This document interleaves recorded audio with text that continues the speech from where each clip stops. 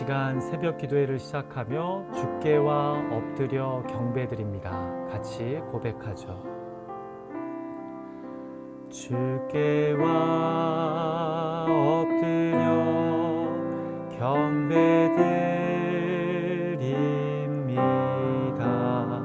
주 계신 곳엔 기쁨 가득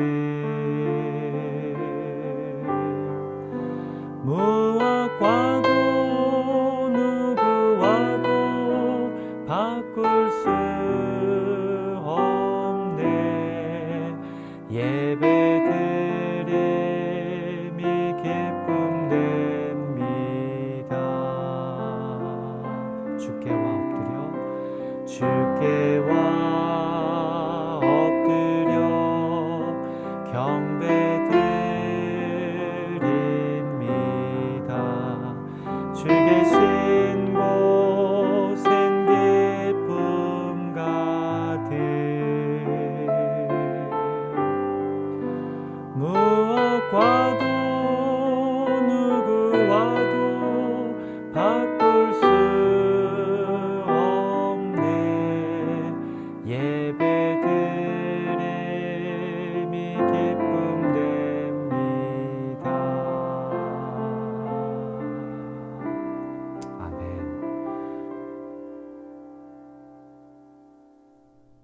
네, 우리 함께 기도하겠습니다.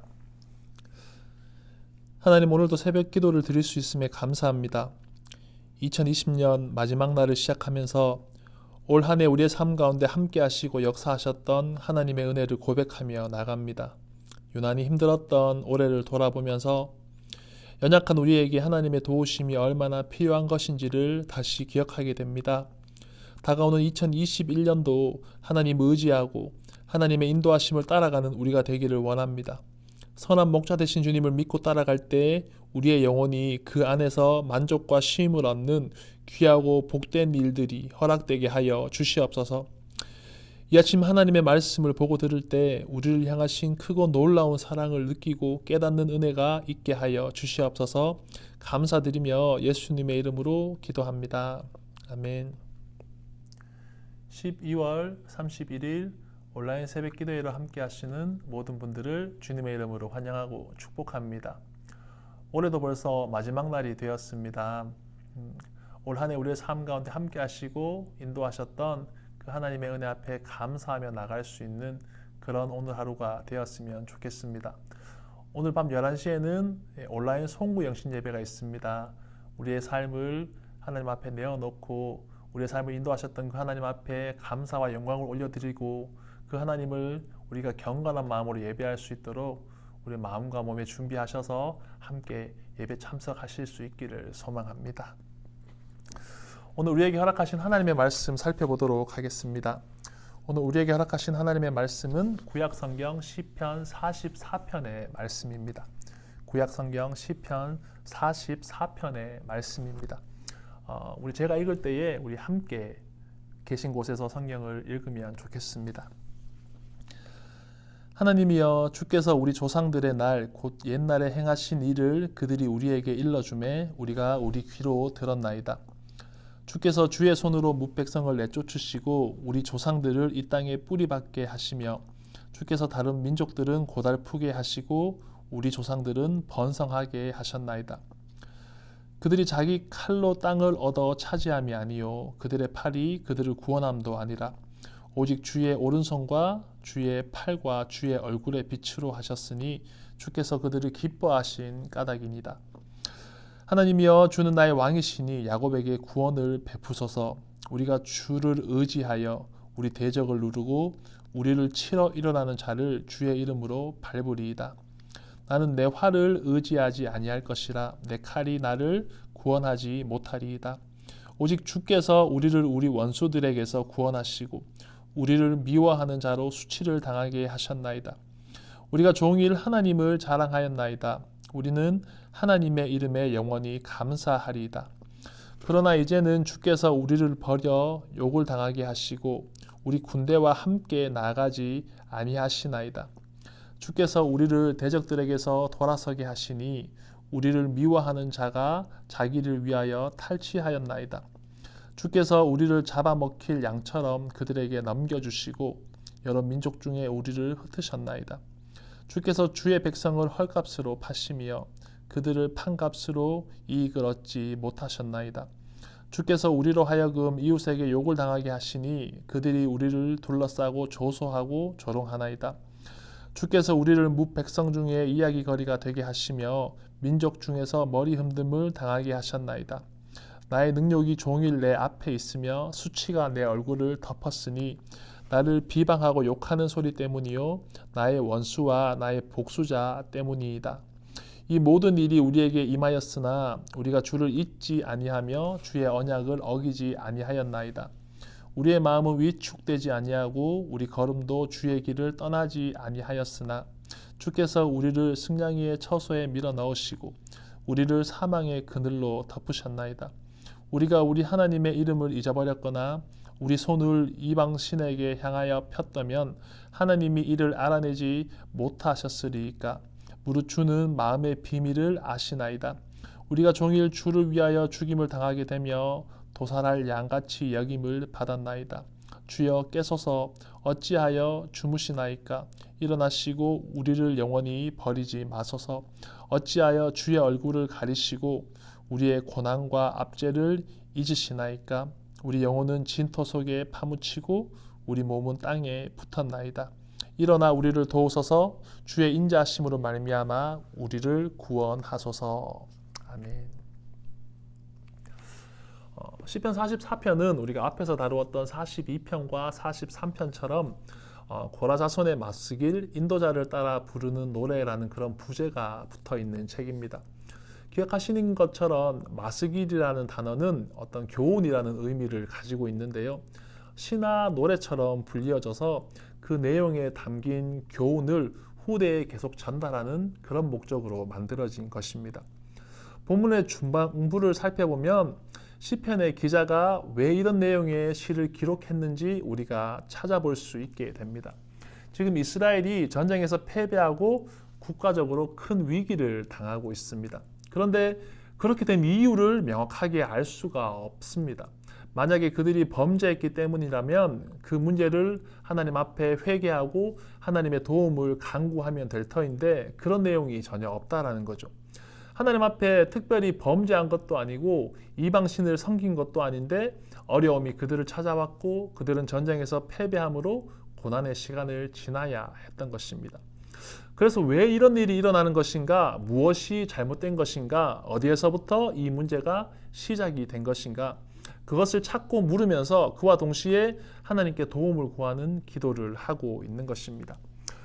그들이 생각하기에 단회성으로 끝나거나 혹은 신앙적인 부분과는 별개의 문제였다면 맞쓰길로 기록하여서 후손들에게 계속 전하지는 않았을 것입니다. 그런데 지금 겪고 있는 이 삶의 문제를 통해서 하나님을 믿는 자들이 무엇을 어떻게 해야 할지 인사이트가 있었기 때문에 자기들의 후손들에게도 그 믿음의 유산을 계속 전달하고 싶어서 기록한 것으로 우리가 생각을 하면 좋을 것 같습니다.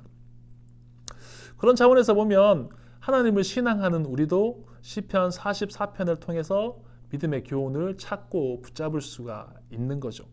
예나 지금이나 우리는 모두 영원하신 하나님을 믿고 섬기는 자들이고 형태는 달라졌지만 이유를 알 수 없는 삶의 문제와 어려움들이 여전히 우리 앞에 찾아오기 때문입니다.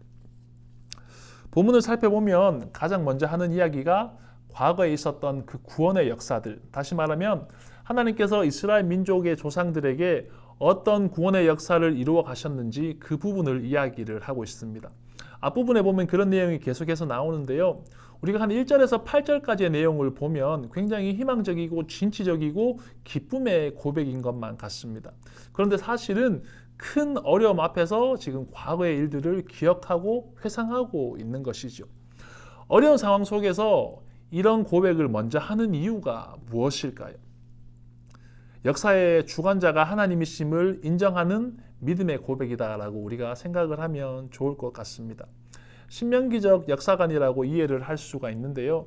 쉽게 이야기해서 하나님의 손에 의해서 역사가 흘러가고 그리고 이스라엘 백성 자신들의 삶도 하나님의 손에 의해서 결정이 된다라고 그렇게 생각을 하는 것입니다. 시편의 기자가 하나님께서 자기의 조상들에게 행하셨던 일들을 들었고 그리고 그 일들을 알고 있다라고 말하고 있습니다.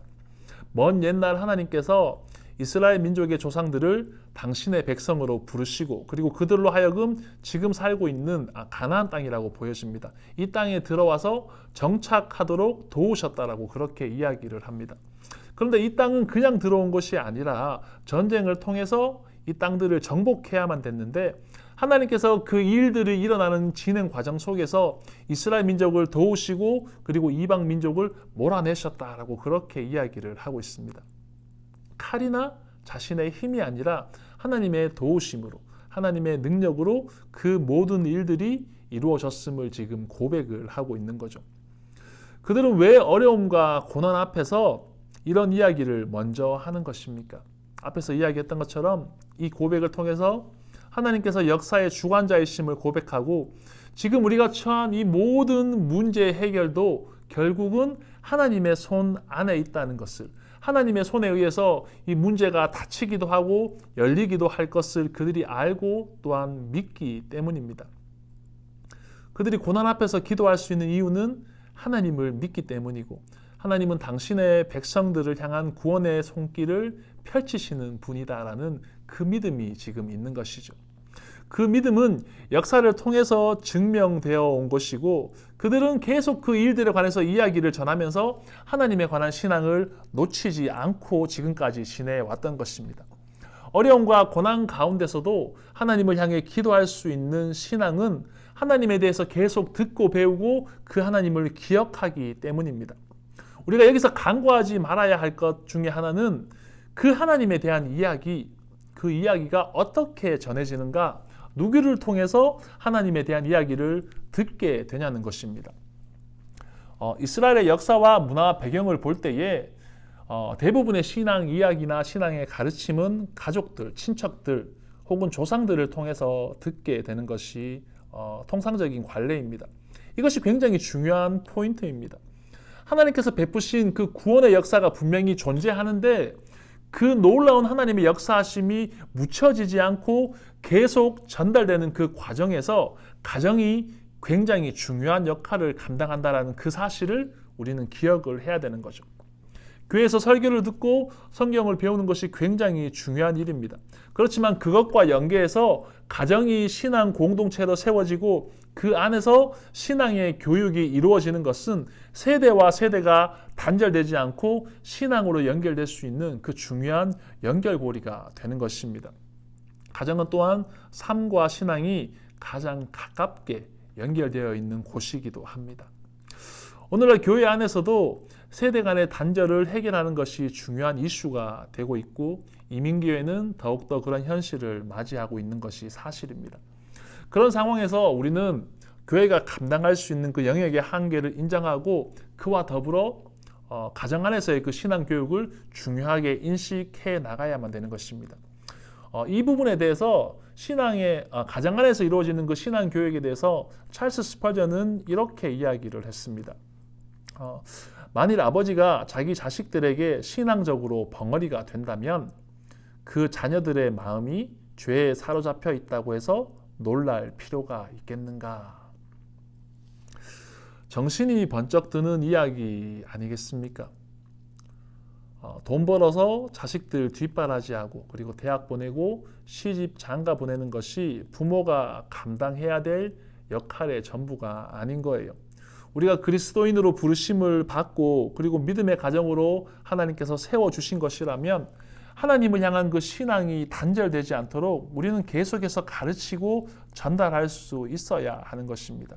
하나님에 관해서 하나님께서 베풀어 주신 그 은혜에 관해서 우리는 끊임없이 간증할 수 있어야 되는 것입니다. 저도 가만히 생각해 보면 어렸을 때부터 외할머니와 그리고 어머니께로부터 굉장히 많은 신앙의 교육을 받으면서 자라왔던 것 같습니다. 제가 어려서 의식하지는 못했지만 계속해서 들어왔던 그 이야기들이 지금에 와서 생각해 보면 지금 나의 신앙을 형성하는 데 굉장히 많은 영향을 끼쳤던 것이 분명합니다. 그 일이 얼마나 중요하고 소중하였던 것인가는 지금에 와서 더 많이 느끼게 되는 겁니다. 그러면 우리는 생각해 봐야 되는 거죠. 우리는 가정 안에서 어떤 신앙의 이야기들을 하고 있습니까? 우리는 자녀들에게 어떤 신앙적 가르침을 주고 있습니까? 우리는 집안에서 어떤 신앙의 모범을 보이고 있습니까? 여러분, 그리스도인의 삶은 나를 부인하고 예수 그리스도의 은혜를 인정하는 것에서부터 시작이 되지 않습니까? 내가 계획하고 내가 만들어가는 인생이 아니라 하나님의 도우심과 하나님의 인도하심으로 살아갈 수 있는 그 인생임을 고백하는 것이 우리 신앙의 첫걸음이 아니겠습니까? 그런데 우리보다 먼저 그 하나님을 경험하고 하나님의 능력과 하나님의 은혜를 경험한 사람들이 있다면, 그런데 그 사람이 나의 가족, 나의 친척, 그리고 나의 조상이라면 그 일들이 우리의 신앙이 단단해질 수 있는 굉장히 좋은 밑거름이자 영양분이 되지 않겠습니까? 우리가 어렵고 힘든 인생의 길을 걸어가야 하는데 우리보다 먼저 이미 걸어가 보았고 많은 경험을 통해서 하나님의 실존과 그리고 그분의 역사하심에 대한 확고한 믿음의 간증들을 우리에게 들려준다면, 이제 출발해야 하는 사람의 입장에서는 그 선조들을 통해서 전해 듣게 되는 신앙의 간증들이 너무나도 중요한 가르침이 될 것이고 너무나도 좋은 신앙의 영양분이 될 것입니다. 우리는 하나님에 대한 이야기가 끊어지지 않도록 서로 끊임없이 신앙에 대한 대화를 나누고 그리고 믿음의 말들을 해야만 됩니다. 우리가 가정 안에서 온 세대가 신앙으로 하나 될 수 있도록 기도하고 준비할 필요가 있어야 합니다. 온 세대가 신앙으로 하나 되어 나갈 수 있도록, 가정 안에서 활발한 믿음의 일들이 일어날 수 있도록, 우리가 조금 번거롭고 조금 어렵고 낯설고 힘들지만 그럼에도 불구하고 그 일에 대한 중요성을 우리가 기억을 하면서 계속해서 그 일들을 해나가야만 된다는 것이죠. 우리의 가정이 신앙교육의 현장이 되도록 준비하고 기도하고 그리고 움직이기를 원합니다. 낯설고 어렵지만 그래도 해야 합니다. 믿음의 가문을 잘 세워나가서 하나님 앞에 영광이고 그리고 우리 믿음의 대가 끊어지지 않는 그런 놀라운 축복을 누릴 수 있는 저와 여러분들이 되실 수 있기를 주님의 이름으로 축복하며 나갑니다. 그리고 두 번째로 생각해 볼 것은 그 시련 앞에서, 문제 앞에서 우리가 나가야 할 방향입니다. 이스라엘 백성들이 지금 어려움을 당하고 있습니다. 이유도 모른 채 전쟁에서 패배하고 그리고 적국에게 침략과 약탈을 당하고 있습니다. 이스라엘이 하나님 앞에 도움을 구하고 부르짖지만 응답은 없고 여전히 어려움과 고통의 시간들이 그들을 힘들게 합니다. 본문 17절에서 21절의 말씀을 보면 시편의 기자는 자기의 나라와 민족이 당하고 있는 이 고난이 왜 주어졌는지 모르겠고 자신들은 이런 고난을 당할 정도로 하나님 앞에 잘못한 일이 없고 하나님과의 약속을 어기지 않았다라고 이야기를 합니다. 하나님 앞에 지금 억울함을 호소하기도 하고 그리고 항변을 하기도 하는 것이죠. 지금까지 알고 있었던 하나님, 자신이 생각했던 하나님의 그 반응과는 전혀 다른 모습이 계속해서 나오고 있기 때문에 그 이스라엘 백성들과 시편의 기자가 당혹스러운 모습을 보이는 것처럼 그렇게 느껴지기도 합니다. 우리도 그런 경우가 있는 것 같습니다. 우리 나름대로 열심히 신앙생활을 했는데 하나님께서 나와 함께 하시지 않는 것 같고 하나님의 은혜가 나의 삶에서 메말라 버린 것처럼 느껴지는 그런 때가 종종 있는 것 같습니다. 인생이 어렵고 힘들어서 하나님 앞에 나아가서 도움을 구하기도 하지만 하나님의 응답이 없고 그래서 하나님의 향한 원망의 마음을 가지는 경우도 있는 것 같습니다. 그런데 본문을 기록한 시편의 기자는 그 시편의 기자의 표현이 후반부로 갈수록 점점 더 바뀌어져 가는 것을 우리가 발견을 하게 됩니다. 그게 무엇이냐면 원망과 절망과 항변의 말에서 하나님의 긍휼을 구하는 기도로 시편 기자의 그 말이 점점 바뀌어져 가고 있습니다. 내가 혹은 우리의 민족이 무엇을 잘못했는지 모르겠다. 왜 우리가 다른 나라의 침략을 받아 어려움을 겪어야 하는지 모르겠다. 왜 기도하는데 응답이 없고 우리를 도와주시지 않는지 모르겠다. 그런 격앙된 반응에서 뒤로 가면 갈수록 주의 인자하심으로 우리를 구원하여 주소서라는 그런 고백을 하게 되는 것이죠. 시편의 기자가 지금 포기하고 체념한 것일까요? 아니면 마지막 수단으로 하나님 듣기에 좋은 말들을 해서 하나님의 마음을 움직여 보려고 하는 것일까요? 아니면 그것도 아니면 그 상황을 통해서 정말 붙잡고 구해야 할 것이 무엇인지를 깨달았기 때문에 그렇게 하는 것일까요? 저희가 그 시편 기자 당사자가 아니기 때문에 그 마음을 다 헤아릴 수는 없지만 시편의 기자가 하는 기도와 신앙의 고백을 보면서 한 가지는 분명히 우리가 깨달을 수 있게 됩니다. 여러분, 우리의 구원은 공로나 행위가 그에 합당한 수준이기 때문에 구원을 받을 수 있는 것인가요? 아니면 하나님의 사랑과 긍휼로 인해서 우리가 구원을 받게 되는 것인가요? 우리가 먼저 구속함 받기를 원해서 그렇게 간구해서 하나님께서 예수 그리스도를 이 땅에 보내주셨습니까? 아니면 먼저 찾아오신 하나님의 사랑입니까? 에베소서 1장과 3장을 보면 우리가 알기도 전에, 우리가 인식하고 깨닫기도 전에 하나님은 우리를 사랑하셔서 계획하시고 그리고 당신의 계획을 우리 가운데 성취해 나가셨습니다. 우리의 뜻과 생각을 넘어서 일하시는 하나님을 인정할 수 있어야 한다는 이야기입니다. 무슨 말이냐 하면 오늘 본문에서 고난을 당하는 이스라엘 백성이 지금 하나님께 부르짖고 간구하고 기도합니다. 그런데 하나님의 응답이 없습니다. 답답하고 불안하여서 하나님이 우리를 버리신 것은 아닐까 하는 그런 생각이 들 수도 있습니다. 그런데 그런 생각이 어디에서 오는 것입니까? 내가 지금까지 겪어왔던 하나님, 내가 알고 있는 하나님, 내가 예상하는 그 하나님의 반응과 다르기 때문에 그런 것입니다. 그런데 우리가 믿는 하나님은 구원받을 자격이 없는 그런 자들을 위해서 하늘의 영광을 버리시고 이 땅에 오셔서 낮고 낮은 곳에서 십자가를 지심으로 당신의 백성들을 구원하신 그런 분이십니다. 그 사랑의 깊이는 누구도 예상할 수 없고 가늠할 수 없는 큰 것입니다. 독생자 예수 그리스도를 내어주시기까지 우리를 사랑하신 그 하나님의 사랑 앞에서 우리가 무엇을 의심할 수 있겠냐는 거죠. 우리가 믿는 하나님이 자비하시고 긍휼하신 분이 아니라면 우리는 애시당초 아무것도 없는 그런 존재들입니다. 그분의 긍휼과 자비하심과 사랑을 의지하지 않고서는 우리는 아무것도 아닙니다.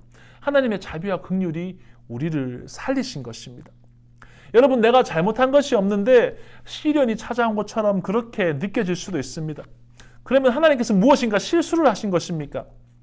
아니면 그 시련을 성장의 발판으로 삼고 더 높은 신앙의 그 자리로 나가기를 원하시는 것입니까? 우리가 원하는 때에 내가 원하는 모양으로 하나님이 응답하시지 않고 역사하지 않는 것처럼 그렇게 느껴질 수도 있습니다. 그러면 하나님께서 더 이상 우리를 사랑하지 않고 떠나가신 것입니까? 아니면 더 깊은 기도와 간구의 자리로 하나님을 향한 더 깊은 신뢰의 자리로 나오라고 그렇게 말씀하고 계시는 것입니까? 우리를 찾아오는 그 모든 의심과 그 모든 불안 앞에서 우리가 붙잡을 수 있는 것은 하나입니다. 하나. 하나님은 예수 그리스도를 내어주시기까지 우리를 사랑하셨다. 그 하나님의 사랑과 긍휼이 우리가 붙잡고 의지할 수 있는 가장 큰 소망이자 유일한 소망입니다. 우리가 하나님의 때와 방법을 몰라서 하나님의 계획을 다 이해하지 못해서 때때로 원망과 불신이 생길 수도 있습니다.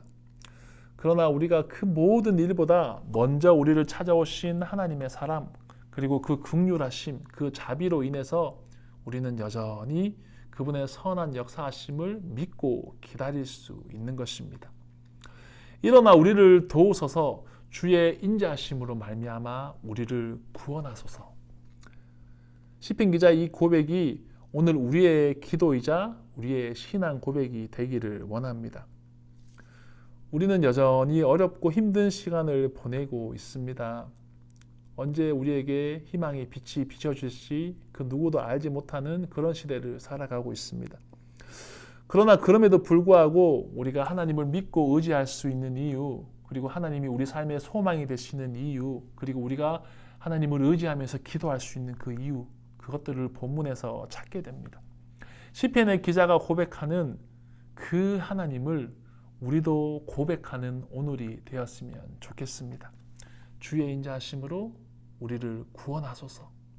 그 기도의 고백이 우리 입술에서 하루 종일 맴돌 수 있기를 주님의 이름으로 축복합니다. 말씀을 정리하겠습니다. 우리의 가정이 신앙 교육의 최전방이 되도록, 그리고 하나님을 향한 믿음의 고백이 끊어지지 않는 신앙의 명가가 되도록 여러분 기도하고 준비하고 움직일 수 있기를 원합니다. 그리고 하나님의 긍휼과 자비하심을 기억하면서 더욱 하나님께 가까이 나가는 우리가 되도록 기도하며 나가십시다. 은혜로 승리하시는 하루가 되기를 원합니다. 우리 함께 기도하겠습니다. 하나님, 시편 44편의 말씀을 보면서 우리가 나가야 할 길을 알게 하시니 감사합니다. 놀라운 은혜로 구원받은 우리가 허락하신 삶의 자리에서 침묵하지 않기를 원합니다. 입을 열어 구원의 은총을 노래하고 복음으로 온 땅 가운데 전하는 자들로 살아가기를 원합니다. 하나님, 세우신 가정이 먼저 복음 전파와 신앙 교육의 장이 되게 하여 주시옵소서.